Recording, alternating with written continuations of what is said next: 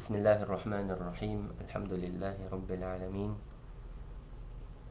Wa sallallahu wa sallama wa baraka ala nabiyyina Muhammadin wa ala alihi wa sahabatihi ajma'in. Allahumma allimna ma yanfa'una wa anfa'na bima 'allamtana wa zidna 'ilman wa hudan wa salahan wa istiqamatan wa raghbatan fil khairi wal 'ilmi ya Rabbil Alamin. Allahumma ja'alna mimman urida bihim khaira. Dalangin natin sa Allah Jalla wa Ala na mapabilang tayo sa mga taong hinahangad ng Allah Jalla wa Ala para sa kanila ang paraiso. Mapabilang tayo sa mga taong pinagkalooban ng Allah ng tamang kaalaman na pinadali para sa kanila ang pagtuntun sa daan tungo sa paraiso. Nandito tayo ngayon sa pangalawang lesson ng ating programa na ang talakayan tungkol sa mga paksang hindi nararapat lingid sa kaalaman ng isang taong mananampalatayang Muslim. Ang ating topic ngayon ay ang katulad ng nakikita natin, syurutu la ilaha illallah. Syurutu la ilaha illallah. Ang syurutu la ilaha illallah ay kabilang sa mga nararapat na maunawaan, maintindihan nating mga mananampalataya sapagkat hindi nararapat na ito'y mawala sa ating tunay na pag-unawa tungkol sa ating relihiyong Islam. Unang-una, ang syurut, kahulugan ng syurut ay mga palatandaan. Kung ita-translate natin ito ng literal na pagbibigay ng kahulugan, ang kahulugan nito ay palatandaan. Palatandaan na tama ang pagsasabi ng isang tao ng la ilaha illallah. Marami ang nagsasabi ng la ilaha illallah, pinagsisigawan ang la ilaha illallah, ngunit iba ang kanilang tinutukoy, iba ang kanilang pinapakahulugan. Marami ang mga nagsasabi ng la ilaha illallah, ngunit dahil sa layo ng panahon natin, sa panahon ni Propeta Muhammad sallallahu alaihi wasallam, ay marami na ang nabago. Itong tatalakayin natin ngayon, hindi na natin ito dapat pinag-uusapan sa mga panahon natin kung hindi dahil sa layo ng pagitan ng ating panahon mula nang lumipas ang panahon ni Propeta Muhammad sallallahu alaihi wasallam. Sapagkat noong unang panahon, sa mga unang taong nagsabuhay ng Islam, kapag sinabi nila ang la ilaha illallah, wala nang iba pang tinutukoy dito kundi ang tunay na paniniwala na walang ibang Diyos o walang dapat sambahin maliban sa Allah Jalla wa Ala. Kaakibat nito ang paniniwala sa anumang bagay na isinaad ng Allah Jalla wa Ala sa Quran at kung ano pa yung ipinadala niya sa kanyang mga sugo, kasabay ng pagsasagawa o pagsasabuhay ng kung anuman ang batas ng la ilaha illallah. So yan ang pinaka-pure na ma'na o meaning ng la ilaha illallah. Kaya nga, sa bawat paglipas ng panahon, marami ang nagsisigawan ng la ilaha illallah, ngunit magkakaiba ang kanilang mga tinutukoy. May mga tao na magsasabi ng la ilaha illallah, ngunit nakatuon lang ang kanilang paniniwala at tinutukoy sa kanilang la ilaha illallah sa isang bagay, at yun ay walang tagapaglikha kundi ang Allahu Jalla wa Ala. At ito'y pinatutunayan ng gawa ng tao. Pinatutunayan ng gawa ng tao kung ano ang pinapakahulugan niya sa kaniyang pagsasabi ng La ilaha illallah. May mga magsasabi nito na La ilaha illallah, ngunit sa pamamagitan ng kanilang gawa, actions, mababatid natin na iba ang kanilang pagkakaunawa sa La ilaha illallah. May mga taong isisigaw ang La ilaha illallah, ngunit hindi naman sinasamba ang Allah. Ang pinakakahulugan ng La ilaha illallah ay walang dapat sambahin maliban sa Allah. So magsasabi ng La ilaha illallah, ngunit hindi naman din sumasamba sa Allah, iba yan. Isa yan sa mga tinutukoy natin na maling pag-unawa ng La ilaha illallah. Isisigaw ang La ilaha illallah, ngunit hindi naman din nagsasala. Ayan ay paniniwala na ang La ilaha illallah, ang kahulugan ay walang tagapaglikha. Naniniwala ang taong ganon na wala nga talagang tagapaglikha maliban sa Allahu Jalla wa Ala. Nag-iisa lamang siya. Ngunit dahil sa kanyang actions, dahil sa kanyang gawa na hindi naman din niya ito pinatotohanan, tumatakbo ang kanyang pag-unawa sa isang bagay lamang. At yun ay nakatuon sa paniniwalang walang tagapaglikha maliban sa Allah. So yun ay tama actually, ngunit kulang. Dahil ang La ilaha illallah sa pamamagitan ng mga babanggitin natin ngayon, mga kondisyon o mga palatandaan na maaari mo nang sabihin na ang iyong pagsasabi ng La ilaha illallah ay tama o mali.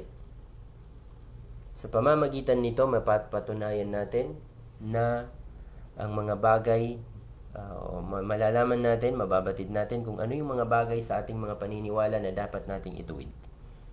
May mga magsasabi rin ng La ilaha illallah na talagang iba sa tinutukoy ng mga sahaba.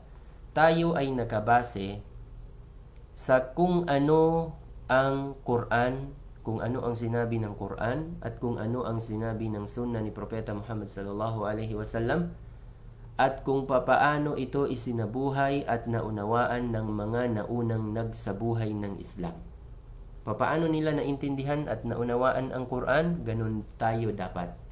Papaano nila isinabuhay ang sunnah ni Propeta Muhammad sallallahu alaihi wasallam, yun yung ating pinag-aaralan upang sila ang ating maging huwaran sa mga ganitong bagay.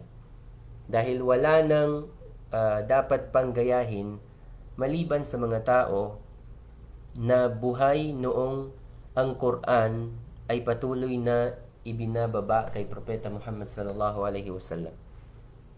Ang ibig kong sabihin ay ang mga sahaba ng Rasulullah sallallahu alaihi wasallam mula sa kapanahunan ni Propeta Muhammad sallallahu alaihi wasallam hanggang sa mga dumating na panahon ng mga sahaba pagkaraan niya sallallahu alaihi wasallam hanggang sa mga panahon ng tabi'in, at yan yung pinagsisikapan natin kung bakit tayo naglulunsad ng ganitong mga pag-aaral, ay upang hindi tayo mapalayo sa tunay na pag-unawa ng kahulugan ng La ilaha illallah.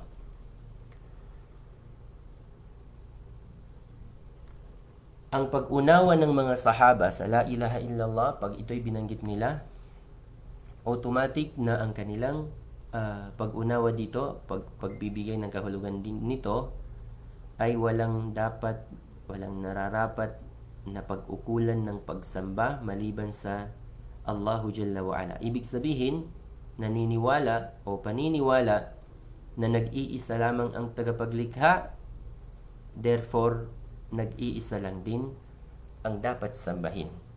So, kung ano man yung kahulugan ng La ilaha illallah, ito ay tunay na mapapatunayan natin, mauunawaan natin kung paano natin isabuhay sa pamamagitan ng pag-alam natin kung ano ang paraan ng pagsasabuhay nito ng mga sahaba. La ilaha illallah, na banggitin natin ngayon kung anong ibig sabihin ng syurut, mga kondisyon o mga palatandaan ng pagkakasab o pagkatama ng pagsasabi ng isang tao ng la ilaha illallah. Ang la ilaha illallah, ito yung sasaksihan ng isang tao, sasabihin niyang la ilaha illallah, na kapag narinig natin sa isang tao ay wala tayong karapatan na hatulan siya kung siya ay Muslim o hindi. Automatic na pagkarinig natin ng la ilaha illallah sa isang tao, ang hindi Muslim ay magiging Muslim. Ang Muslim ay mananatili sa kanyang pagka-Muslim kapag pinagpatuloy niya ang kanyang paniniwala at pagsasabi ng la ilaha illallah. Wala tayong karapatang panghimasukan, tayong mga tao, hindi natin panghihimasukan kung anuman ang nilalaman ng kanyang kalooban.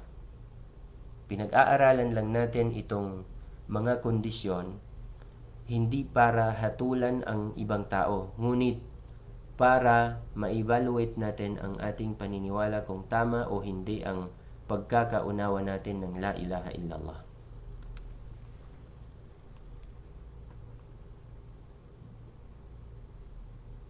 Ang mga kondisyon na ito, unang-una dahil tinalaki na ito ng mga ulama at binigyan ito ng pagpapalinaw, binigyan ng paglilinaw ng kitab na Ma'arijul Qabul. So sa mga nakakaintindi ng Arabic, napakaganda na basahin ito. Unang mga kondisyon nito ay ang al-ilm. Ang ibig sabihin ng al-ilm ay ang tamang pag-unawa. Pag-unawa while binabanggit ang la ilaha illallah. Sa tuwing sinasambit natin ang la ilaha illallah, nararapat na ito'y nauunawaan natin ng mabuti. Nang sabihin niyang walang Diyos, walang dapat sambahin, naniniwala tayo na talagang walang dapat sambahin. Nang sabihin natin illallah, maliban sa Allah, naniniwala, nandoon yung paniniwala na ang karapatan sa ang may karapatan na pag-ukulan natin ng pagsamba ay nag-iisa lamang, walang iba kundi ang Allahu Jalla wa Ala. At ang pangalawang part na yon, yung illallah, ay nangangahulugan ng tunay na paniniwala na ang Allahu Jalla wa Ala ay nag-iisa lamang.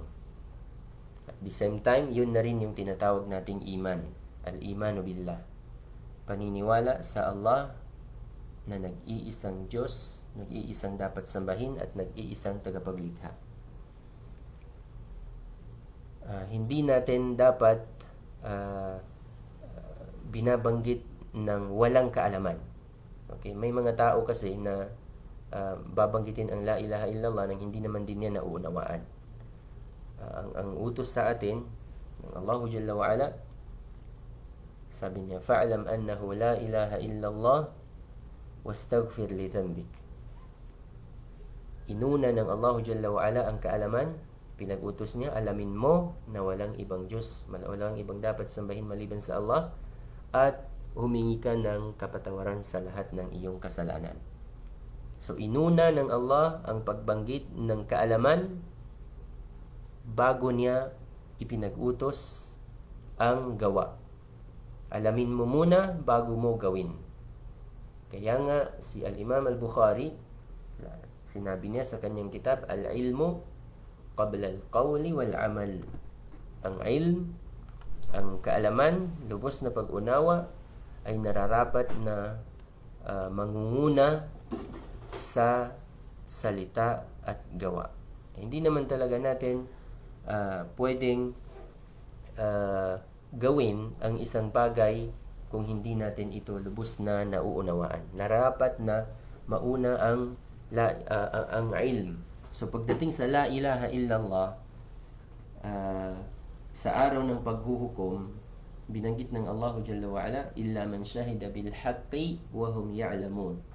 Sa araw ng paghuhukom, mapapahamak na kung sino ang mapapahamak, maliban na lamang sa taong sinaksihan niya ang la ilaha illallah, na ang pagsaksi niyang iyon ay talagang nauunawaan niya ng mabuti ang tinutukoy ng la ilaha illallah. Hindi lang ito sinasambit ng ating mga dila, bagkus kapag sinasabi natin, nararapat na tagos sa ating puso, at hindi yon tatagos sa ating puso kung hindi natin lubos na nauunawaan kung ano ang kahulugan ng la ilaha illallah. At kapag ang tao ay umabot sa puntong ganon, si Propeta Muhammad sallallahu alaihi wasallam sa hadith ni Muslim, binanggit niya na man mata wa huwa ya'lamu annahu la ilaha illallah dakhala al-jannah. Ang sino mang taong inabutan ng pagpanaw na nauunawaan niya ng mabuti ang la ilaha illallah, ibig sabihin ng pagkaunawa ng la ilaha illallah, sinabi niya ito buong puso, naunawaan ang kahulugan, ginagawa kung ano ang kahilingan ng la ilaha illallah, ang sino mang ganong tao, sabi ng Propeta Muhammad sallallahu alaihi wasallam, ay ipapasok ng Allahu Jalla wa Ala sa kanyang paraiso. So nawa, doon tayo umabot sa paraiso ng Allahu Jalla wa Ala, sapagkat yan yung dahilan kung bakit natin pinagbubuti ang ating pagsasabuhay ng relihiyong Islam sa pamamagitan ng pag-unawa sa mga aral nito. Pangalawang palatandaan o kondisyon ng la ilaha illallah ay ang al-yaqin al-munafi lish-shak. Al-yaqin al-munafi lish-shak, katiyakan. Katiyakan na hindi nahahaluan ng pag-aalinlangan. Kapag ang tao nagsasabi ng la ilaha illallah, ngunit hindi siya tiyak sa katotohanan ng kahulugan nito, hindi pa yon pasado. Nangangailangan na nang sabihin ng tao ang la ilaha illallah, nangangailangan ito na siya ay tiyak sa kanyang buong pusong katiyakan na ang la ilaha illallah ay totoo. Walang ibang dapat na sambahin maliban sa Allah. Al-iman,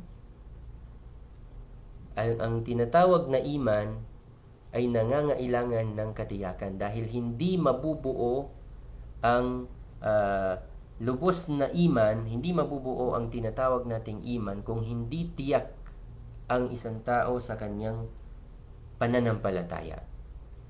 So, kinakailangan natin sa pagsasabi natin ng la ilaha illallah na tayo ay tiyak. Nang ilarawan ng Allahu Jalla wa Ala sa Quran ang mga taong tunay na mga mananampalataya, anong kanyang sinabi? Sabi niya, innamal mu'minuna allazina amanu billahi wa rasulihi thumma lam yartabu. Ang tunay na mga mananampalataya ay yung mga taong naniwala sa Allah, naniwala sa kanyang sugo, at hindi sila nag-aalinlangan. Wala silang pagdududa sa kanilang pananampalataya sa Allahu Jalla wa Ala. Tunay na tiyak sila na wala nga talagang dapat pag-ukulan ng pagsamba maliban sa Allahu Jalla wa Ala na nag-iisa lamang.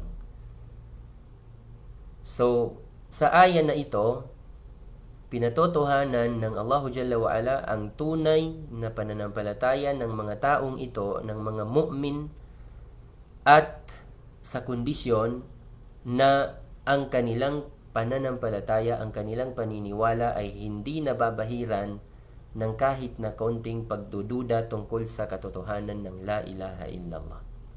Sapagkat ang taong may halong pagdududa sa kanyang la ilaha illallah, ayan yung mga taong la yu'minuna billahi wal yawmil akhir. Hindi totoong mga mananampalataya, hindi totoong mga Muslim. fahum fi raybihim yataraddadun. Nagdududa, nag-aalinlangan kung totoo nga ba na talagang walang ibang dapat sambahin maliban sa Allah. Yun ay pagsasabi ng tao ng la ilaha illallah ng nifaq o munafik. Sinasabi ang taong munafik, sinasabi ang la ilaha illallah, ngunit dinaratnan siya ng pagdududa o hindi totoo para sa kanya ang pagsasabi ng la ilaha illallah. Sa Sahih Muslim, sinabi ng Propeta Muhammad sallallahu alaihi wasallam, sabi niya, ashhadu an la ilaha illallah wa anni rasulullah. La yalqallaha bihima abdun ghayru shakkin fihima illa dakhalal jannah. Ako'y sumasaksi na walang ibang Diyos o walang dapat sambahin maliban sa Allah at ako ay sugo ng Allah. Yan ay sinabi ni Propeta Muhammad sallallahu alaihi wasallam. Sabi niya, ang dalawang pagsaksing ito o ang pagsaksi na ito na walang ibang dapat sambahin maliban sa Allah at si Propeta Muhammad ay sugo ng Allah, kapag sinaksihan ito ng tao, kapag ang tao sumaksi at naniwala nito nang walang bahid na pagdududa o pag-aalinlangan, ipapasok siya ng Allahu Jalla wa'ala sa paraiso. Sa ibang narration, la yalqallaha bihima abdun ghayru shakin fihima fayuhjabu anil jannah. Hindi na wala nang magiging hadlang pa sa pagpasok ng isang taong tunay na sumaksi ng la ilaha illallah Muhammadur Rasulullah nang hindi niya ito pinag-aalinlangan, hindi niya ito, ang katotohanan nito ay hindi pinagdududahan. Wala nang haharang pa sa kanya sa kanyang pagpasok sa paraiso. So ganun kabigat.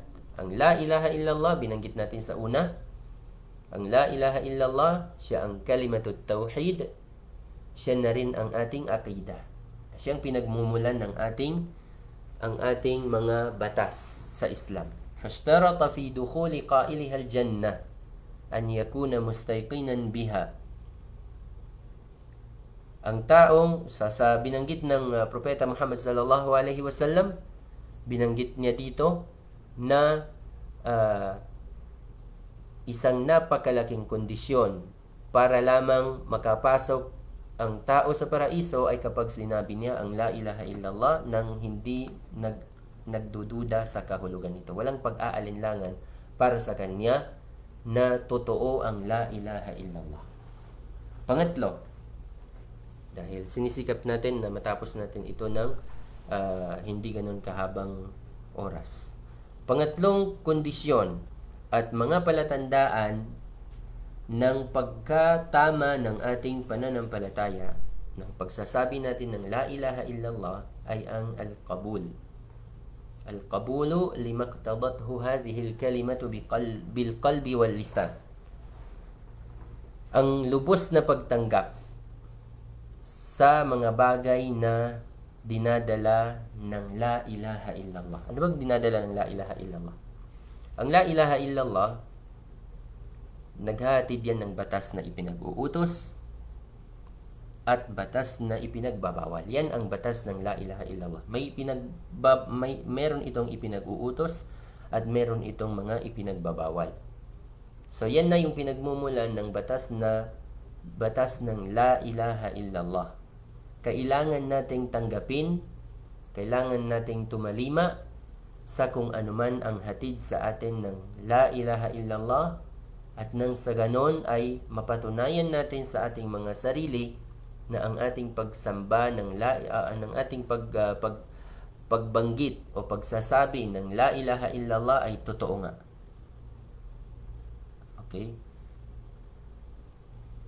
Ang pagtanggap nito, ang pagdalima dito ay nararapat na hindi mahahaluan ng kahit na kaunting pagmamalaki. Kasi ang taong hindi tatalima dito ay nangangahulugan na siya ay nagmamalaki. Ang mga musyrikun, sabihin ng Allah Jalla wa'ala, nang ilarawan sila ng Allah, innahum kanu idha qila lahum la ilaha illallahu yastakbirun. Yung mga taong iyon, pag sinabi sa kanilang la ilaha illallah, sinasalubong nila ito ng pagmamalaki. So, Pinarurusahan sila ng Allahu Jalla wa Ala doon sa araw ng paghuhukom dahil sa pagmamalaki at hindi nila pagtanggap ng la ilaha illallah. Kaya nga kabilang sa kondisyon para masabi natin na tama ang ating la ilaha illallah, ang ating pagsasabi ng la ilaha illallah ay ang walang halo, walang bahid na kahit na kaunting pagmamalaki. Pang-apat na syurut o kondisyon ng la ilaha illallah ay ang pagpapaakay, al-inqiyadu lima dallat alayhi. Ang tunay na pagpapaakay, ibig sabihin ng pagpapaakay o tunay na pagsuko sa Allahu Jalla wa Ala, kung ano man ang kanyang kahilingan. Kung ano yung kahilingan ng la ilaha illallah, lubos ang ating pagsuko sa kanya. Kaya nga sinabi ng Allah, wa man yuslim wajhahu ila Allah wa huwa muhsinun faqad istamsaka bil urwatil wuthqa. Sabi pa niya, fala wa rabbika la yu'minuna hatta yuhakkimuka fima shajara bainahum thumma la yajidu fi anfusihim harajan mimma qadayta wa yusallimu taslima. Sinabi ng Allah na hindi totoong tunay na mananampalataya ang tao kung hindi tunay na siya'y magpapaakay at siya'y susuko sa Allahu Jalla wa Ala. Ibig sabihin ng pagsuko ay walang masusunod kundi ang Allahu Jalla wa Ala. So sa anumang mga qadar o anumang mga kautusan na darating sa isang tao, mapatutuhanan niya na tunay siyang sumusuko sa Allahu Jalla wa Ala kapag sumunod siya sa sinabi ng Allah, wa ma kana limu'minin wala mu'minatin idza qada Allahu wa rasuluhu amran ay yakuna lahumul khiyaratu min amrihim. Kung ano ang sinabi ng Allah, yun ang dapat na masunod at walang ibang option para sa mga mu'min. Wa qalu sami'na wa ata'na. Wa qalu sami'na wa ata'na. Ang mga sahaba, kung ano ang sinabi sa kanila, ipinarating sa kanila ng Allahu Jalla wa Ala, yun ang kanilang ginagawa. Wala silang ibang option na hindi sila napipilitan, kundi kung ano ang sinabi ng Allah, buo ang kanilang paniniwala na yun ang makakabuti, kaya doon sila sumusunod. Panglima sa mga dapat na taglayin natin kapag tayo ay magsasabi ng la ilaha illallah ay ang katapatan. Totoo tayo kapag tayo nagsasabi ng la ilaha illallah. Walang halo, walang bahid na kahit na kaunting kasinungalingan. Si Propeta Muhammad sallallahu alaihi wasallam, sabi niya, ma min ahadin yashhadu an la ilaha illallah wa anna Muhammadar Rasulullah wa anna Muhammadan abduhu wa rasuluhu sidqan min qalbihi illa harramahu Allahu 'alan nar. Sino mang taong magsasabi ng la ilaha illallah ng totoo sa kanyang sarili, totoo na nauunawaan niya, kaya totoo, wala siyang ibang iniisip kundi ang katotohanan ng la ilaha illallah, ipagbabawal siya ng Allahu Jalla wa Ala sa impyerno. So, mapapansin natin mula kanina, mula sa una, pangalawa, pangatlo, pang-apat, panglima, ang mga gantimpalang ibibigay ng Allahu Jalla wa Ala sa taong tunay na nakaunawa, tunay na tumalima, sumuko, totoo ang kanyang pagsasabi ng la ilaha illallah. Ang mga gantimpala ay natutuon na doon lamang matatagpuan ng tao sa kabilang buhay, sa araw ng paghuhukom, na yon ay nangangahulugan, nagbibigay ng batid sa atin na ang sino mang taong magsasabi ng la ilaha illallah Muhammadur Rasulullah dito sa mundo, dito sa dunya, ay automatic na hahatulan natin siyang isang bilang Muslim. Pag sinabi nating Muslim, kung ano ang karapatan ng isang Muslim ay karapatan niya. kung ano ang tungkulin ng isang Muslim ay tungkulin niya. Depende, kung tungkol naman sa niloloob niya ay wala tayong, hindi tayo binigyan ng Allahu Jalla wa'ala, tayong mga tao na manghimasok sa kung ano yung niloloob ng kahit na sinong tao. Inuulit ko, ang pag-aaral sa mga ganitong bagay ay hindi para hatulan ang ibang tao. Ngunit pinag-aaralan natin ito upang ituwid natin ang ating mga sarili, upang malaman natin na kung ang pagsasabi ba natin ng La ilaha illallah ay tama, umaayon sa Quran at umaayon sa sunna ni Propeta Muhammad sallallahu alaihi wasallam. Maraming mga taong nagsasabi ng La ilaha illallah, ngunit hindi totoong kanila itong niloloob. Wa minan nasi may yaqulu amanna billahi wa bil yawmil akhir wa ma hum bimu'minin. Sinalaysay ng Allahu Jalla wa Ala ang mga taong mga munafiqin na kapag sinasabi nila ang kami ay naniniwala, ngunit sa katotohanan ang Allahu Jalla wa Ala ang nakakakita at nakakabatid sa kanilang niloloob na hindi talaga sila totoong naniniwala. Yukhadi'una Allaha wallazina amanu. Sa pag-aakala nila dito sa mundo ay naloloko nila ang mga mananampalatayang mga mu'min, sapagkat ang kautusan sa mga mu'min, kung sino ang magsasabi ng La ilaha illallah, yun ay kapatid ninyo. So akala ng mga munafik, magsasabi sila ng La ilaha illallah, at ang niloloko nila yung ang Allah mismo at ang mga mu'min, yun ang pag-aakala nila. Ngunit darating ang panahon na mamumulat sila sa tunay na sitwasyon na wala silang naloloko kundi ang kanilang mga sarili. Pang-anim na kinakailangan natin kapag tayo nagsasabi ng La ilaha illallah ay ang tinatawag na al-ikhlas. Ang ibig sabihin ng al-ikhlas ay ang purong pagsasagawa ng isang gawain. Pag sinabi natin La ilaha illallah, bakit natin ito ginagawa? Sinasabi natin ang La ilaha illallah nang walang halong kahit na kaunting bahid ng syirk. Ibig sabihin, kung ano yung kahulugan ng La ilaha illallah, yun yung dapat na ating nararamdaman. Qul fa inna Allah harrama 'ala an-nari man qala la ilaha illallah yabtaghi bizalika wajha Allah azza wa jalla. Sa hadith na muttafaqun alayhi, sinabi ng Propeta Muhammad sallallahu alaihi wasallam, ang sino mang magsasabi ng La ilaha illallah nang walang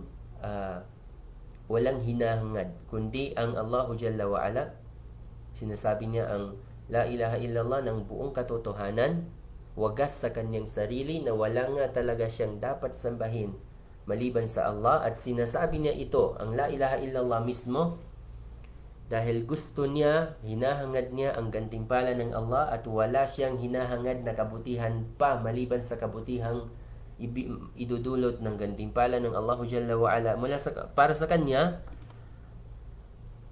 Sabi ng Propeta Muhammad sallallahu alaihi wasallam, ipagbabawal siya ng Allah sa impyerno. Fa inna Allah harrama 'ala an-nari man qala la ilaha illallah yabtaghi bidhalika wajha Allah. Ipagbabawal ng Allah sa impyerno ang taong sasabihin ang La ilaha illallah nang mukhlis siya sa kanyang pagsasabi. Pangpito na pangpito sa mga syuruto La ilaha illallah ay ang al-mahabba. Al-mahabba, ang ibig sabihin ng al-mahabba ay ang pagmamahal nito, pag-ibig sa La ilaha illallah.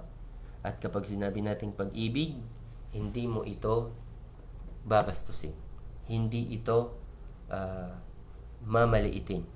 Kahit yung La ilaha illallah na naisulat lang mismo ay hindi nararapat na ilagay sa mga maruruming lugar o sa mga basura.